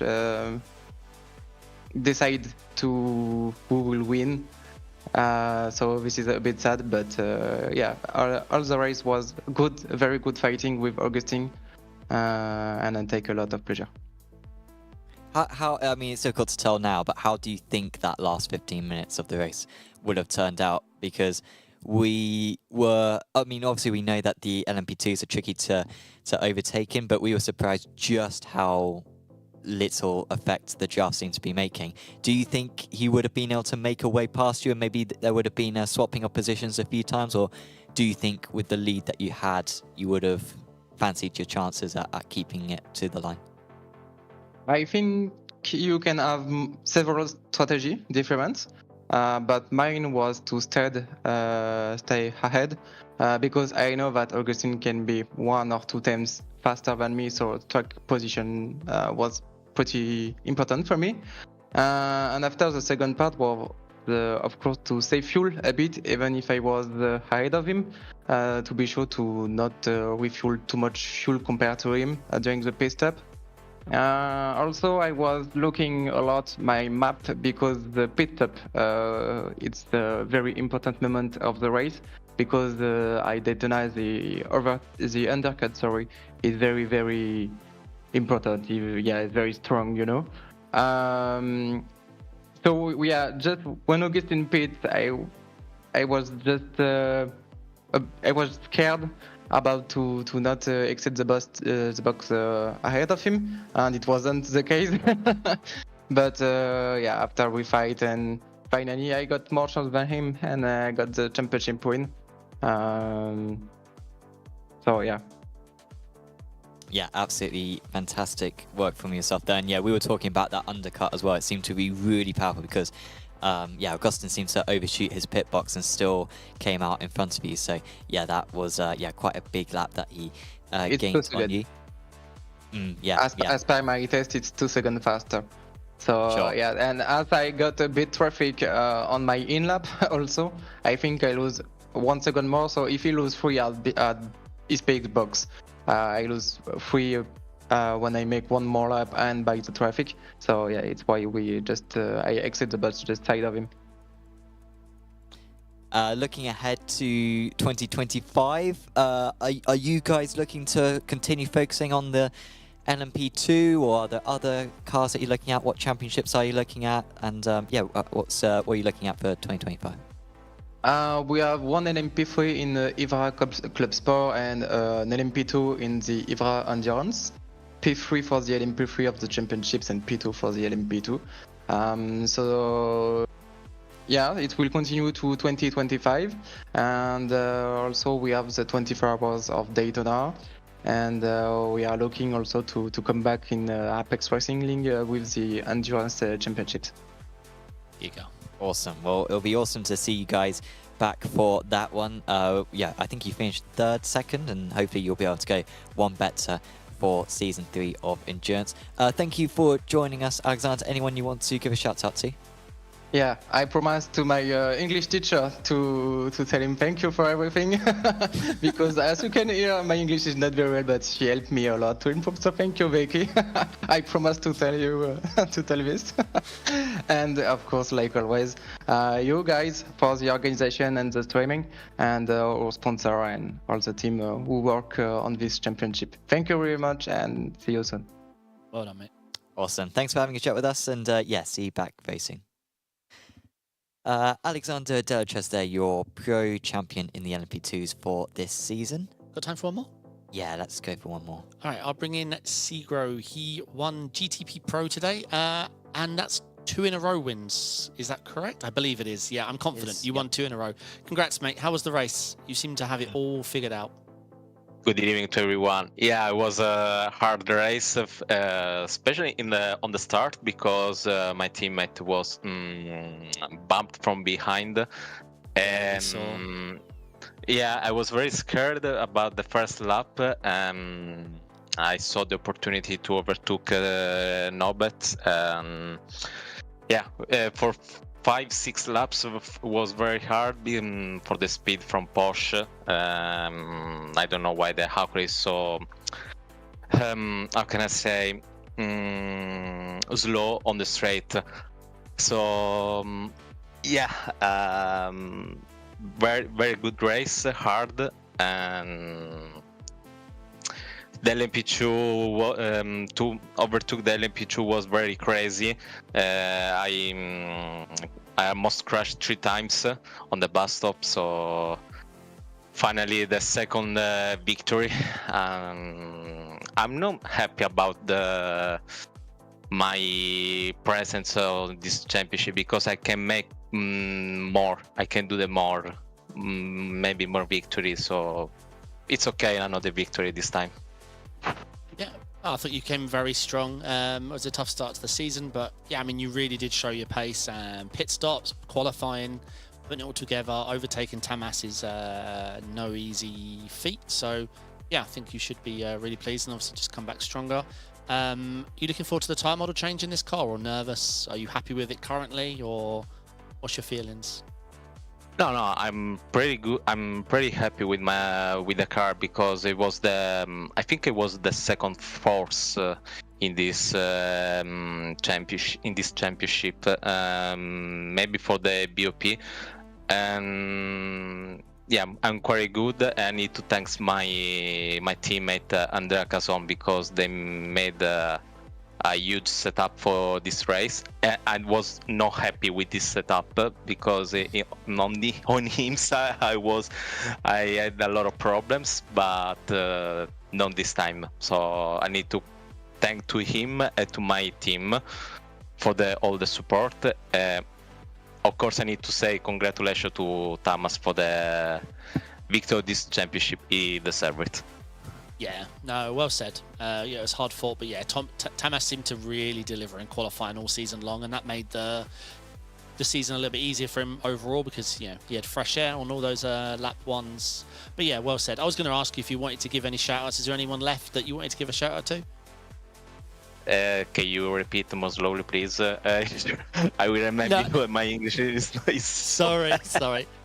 No worries. I talk too fast. Yeah, I was just gonna say you gave a few shout outs, but was there anyone else you'd like to give a shout out to after winning the race and completing the season? Probably I can do better. I just hope for the next season we meet again Tamas at Ballots because I want to fight more stronger than I did in this championship. So I really hope to meet them again. Understood. I hope you do too. It's been brilliant to watch. So yeah, again, congratulations on the race win and 2 in a row. And yeah, finishing the season strong. So again, congratulations, Sigro, and thank you. All the best. Thank you, guys, for the organizer of all this championship. Very, very, very good. Cheers. All the best, mate. You too. So that was Antonino Sigro, who finishes the season on a high. 3rd, right? Or no, I suppose you've got to calculate points. Yeah. Oh, well, what was the points going into this round? I think he's 3rd. So he's still 3rd. Yeah. So yeah, not too far away. I like that. Toshki. He's hoping they come back because he wants to fight them harder. Yeah. I like that mentality. And he clearly demonstrated he's capable of that in the last couple of rounds of the season. I like that mentality. That pretty much wraps up the season then. Been a fun one. These are good cars, aren't they? And I think it's a very different feeling in this series. Whilst we do have a bit of multi-class stuff, it's overwhelmingly just a straight race. Usually the LMP2s get lapped once in the race, and that's about it. And so yeah, it's unusual to see them in this situation, but I think it demands a different skill set. Would you have I'm putting you on the spot here, but would you have, if the participation was there, which we know unfortunately it's not at the moment, would you have liked to see LMP3s as an addition to this series and have the 3? I mean, ideally, I'd want to have one series for each, and then that would be ideal. But unfortunately, again, the participation isn't quite there. But of course, we did that one season with GTPs by themselves. Yes, that was great. I think this season was great. And in the end, the LMP2s were super popular as well. Oh yeah, they really come of age last season and a half. Like I feel like since Rain. Yeah, I think since Rain, Yeah, LMP2's has really picked up. Yeah, it's been really, really good. Well, it's only a matter of time until the Apex Racing League Prototype Championship comes back. But of course, do make sure to check out the Apex Racing League Discord server. There's a link to that in the description below. Go in there, and then you can see any of the updates when it comes to new series being announced. And yeah, there will be future series hopefully announced before the end of the year for you to take part in the new year. And of course, if you've enjoyed this video, please do leave a like on it and subscribe to Apex Racing TV. Loads more action coming up. It'll wind down a little bit during the festive period, but we've still got a few more broadcasts to go until the end of the season. And of course, make sure to check out our social medias as well, both Apex Racing League and Apex Racing TV, over on Instagram, Facebook and Twitter. But for now, from myself, Sam Fitzpatrick, and from David Sansom and everyone here at the Apex Racing TV esports studio, we will say goodbye, and we'll see you back in 2025. See you then. Ciao.